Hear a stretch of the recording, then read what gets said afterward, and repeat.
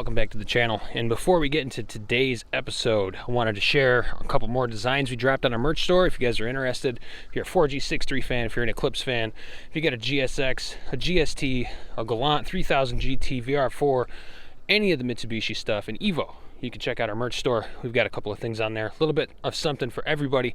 We've got our new graffiti style 4G63 power shirt that just dropped last week, or 2 weeks ago now, I think we had it out.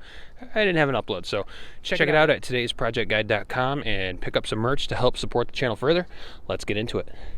Good afternoon, folks. How's it going? We are back out here. We've got a brand new spot. We've been doing a lot of organizing, a lot of work, trying to get everything set up over here. It's been really tough once you move. For those of you who don't know, we moved again. You guys have been with us for a while. You've probably seen this is your third one. So yeah, it takes a little while to pack everything you own and unpack it and reorganize it. So we had to take a little bit of a hiatus for a couple of months there, and about 8 weeks, roughly 8 weeks, 2 months. So we've been getting everything set back up, getting ready to do a couple more projects over here. Unfortunately, we did not land a garage at this place, but hopefully in the springtime we're going to be able to use this space right over here adjacent to the driveway, take out this little barrier and put a pop-up garage out here.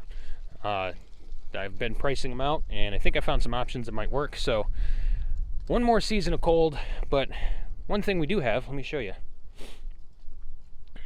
We have a pretty decent sized basement entry.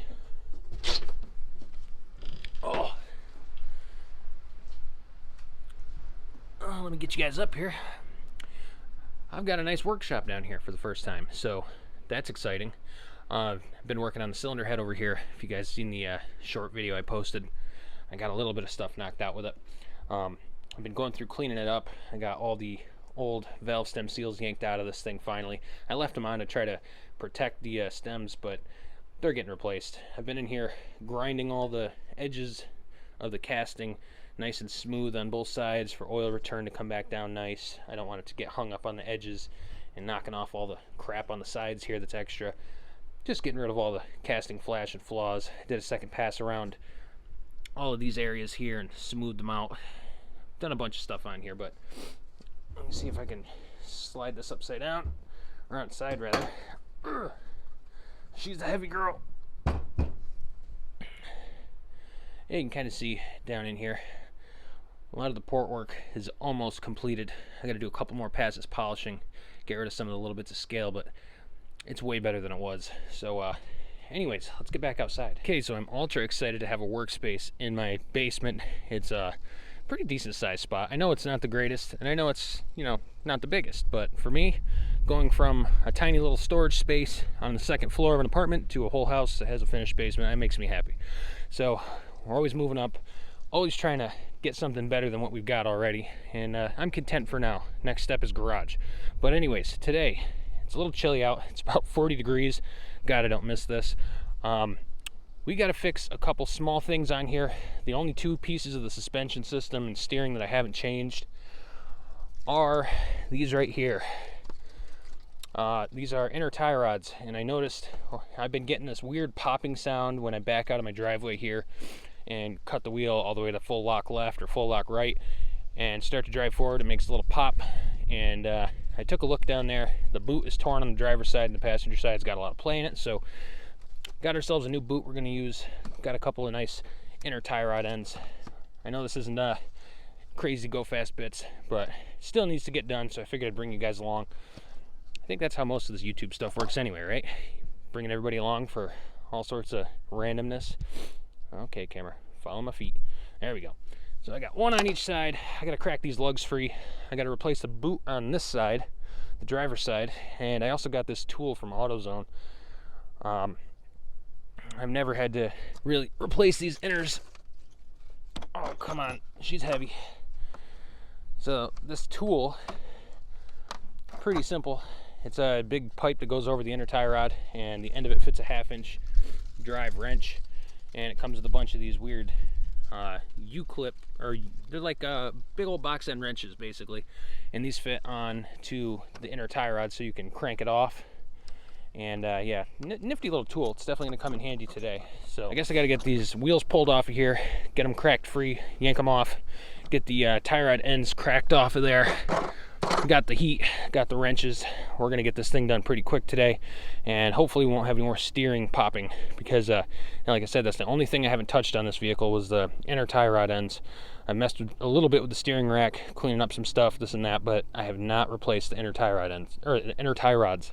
I've done the ends, not the inners. So anyways, guys, I'm going to stick you over my shoulder. We're going to start pulling this thing apart. See you in a minute.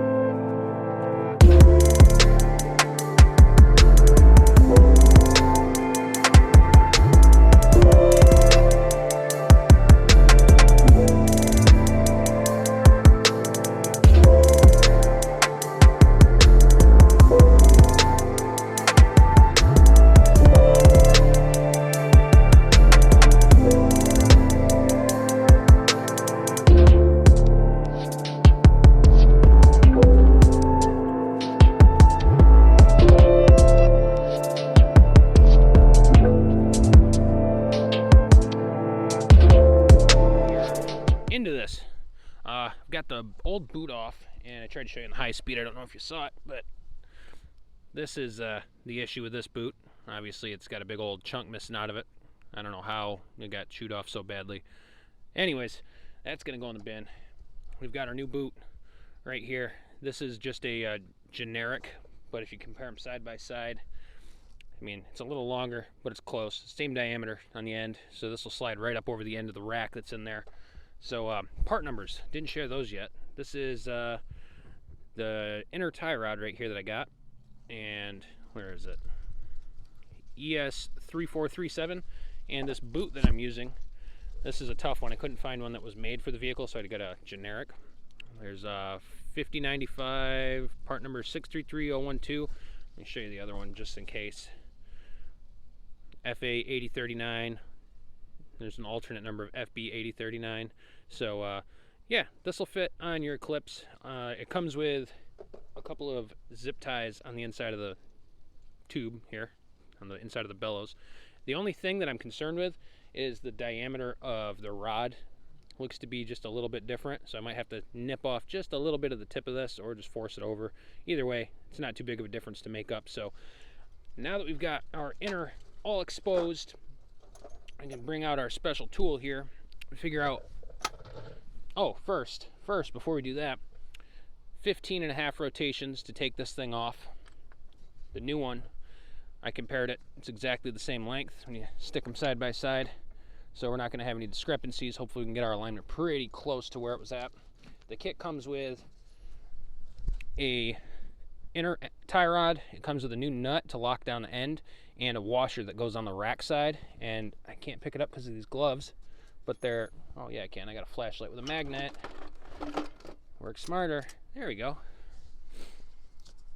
Alright, so if you look at it, there are some little teeth that are protruding up out of it, and you look on the part, you can see once it goes on, there's nothing for these teeth to bite into on this side, so I'm assuming that it goes on teeth facing forward, and it must lock itself into the rack and give you some sort of buffer between the part and the rack so it doesn't lock itself on forever.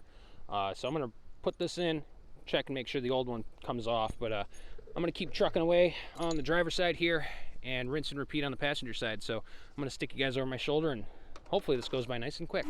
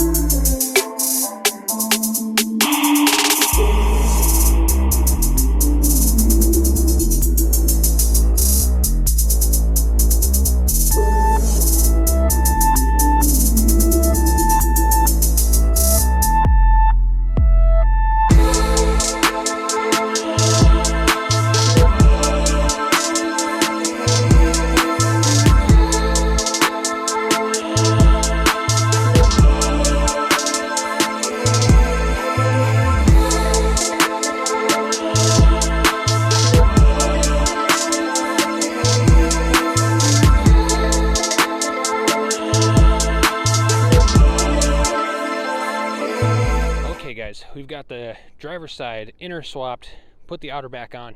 Here's the old stuff. Here's our nasty old busted up boot. Here's our really old, pretty wobbly inner. This thing needed to get swapped. So this stuff's gonna go straight into the bin. I don't think we're gonna need that stuff ever again. Onto the passenger side, and this is the side that's a little bit worse. I can actually rock the wheel a little bit when, well, I took the wheel off already, but when the wheel's on there, you can get a little side-to-side play. And the outer one, the end still looks good. So obviously the inner's shot. That's gonna be it though. I'm not gonna bore you guys with this process. It's the same thing, rinse and repeat.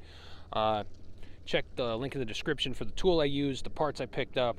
Parts descriptions and part numbers are still in the video in the beginning if you want to go back and pause. Anyways, guys, make sure you check out todaysprojectguide.com. We have some more merch we've dropped. We've got a really cool graffiti style shirt we just dropped on it says 4G63 power. It's got some nice graffiti in the back and a big box, little small logo. Oh, we got a helicopter coming through. Kind of bombing the chute here. But anyways, guys, that's it. Thanks for tuning in. We're going to do some more driving in the next episode. I've got the SD table pretty much dialed, so I want to go out and really have some fun. I've talked to a buddy. He's got a private road, so we're going to go out there and have some fun, practice launching again and all that fun stuff. So until then, we'll see you. Thanks for watching. Take care.